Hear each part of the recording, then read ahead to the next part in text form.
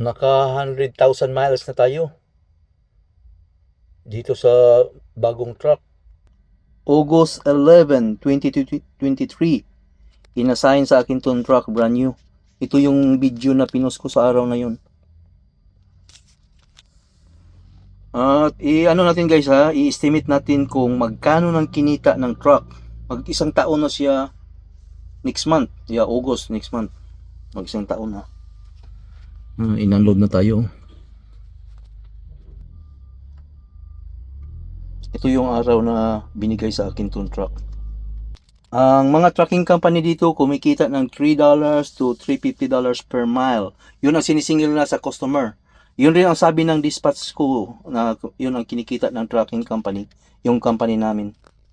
Tapos binabayaran yung driver 65 cents to 80 cents per mile. So